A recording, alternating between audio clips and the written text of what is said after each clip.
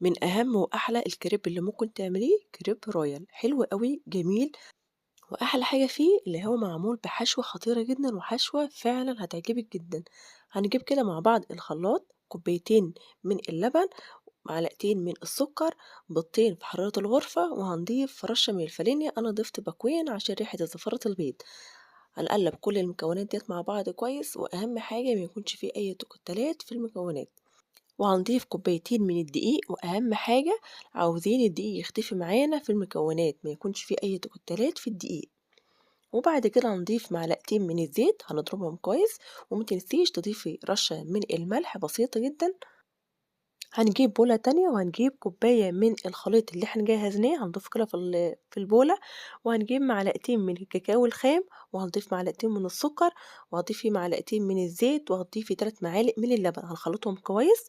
وبعد كده طبعًا لازم تعرفي الخليط جاهز معاكِ والّا لأ. هنمسك كده معلقة ونعمل كده خط كده في المعلقة في الخليط، لو الخليط مش لمس بعض يبقى كده الخليط جاهز معانا وجاهز إن أنتِ تجهزيه. عشان الكريب يطلع معاكِ كويس وممتاز جدًا، لازم تعمليه في طاسة غير لاصقة، يعني ما تكونش بتلزق تمامًا. طبعًا هنرفع كده الطاسة على النار، وبعد كده هننزل كده بالشوكولاتة اللي إحنا جهزناها، وبعد كده هننزل بالخليط الكريب الأبيض اللي إحنا جهزناه.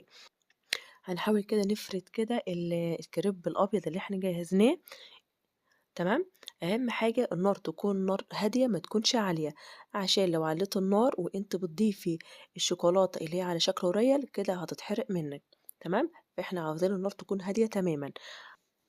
وأهم حاجة قبل ما تضيفي الكريب لازم تعملي بالفرشة كده بزيت بحاجة بسيطة جدًا، ما يكونش فيه أي زيت تمامًا، لكن نعمل كده بالفرشة حاجة بسيطة.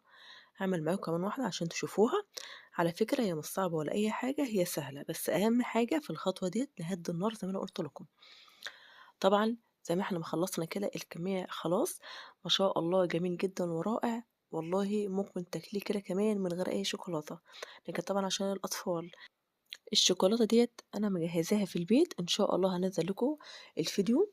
زي ما أنتم شايفين كده الشوكولاتة ممتازة جدًا ورائعة أكنها نوتيلا بالضبط، بجد طعمها في حتّة تانية تمامًا، وهي على فكرة مش مكلفة. زي ما أنتِ شايفة كده هنلِف بقى الكريب كده على شكل دايرة كده، ما شاء الله من أهم وأحلى الكريب اللي ممكن تعمليه عندِك في البيت ومن غير كمان ما تشتريه من برّه، بسيط جدًا، سهل جدًا ومن غير أي تكلفة. وأهم حاجة في الخطوة ديّة اللي هو مش سُكّري، اللي هو السُكّري اللي هو الأوفر، يعني السُكّري حلو أوي ولذيذ جدًا ليكِ وللأطفال، جميل جدًا. أتمنى يكون وصفتي النهارده عجبتِك، أتمنى منِّك اللايك والشير، مع ألف سلامة.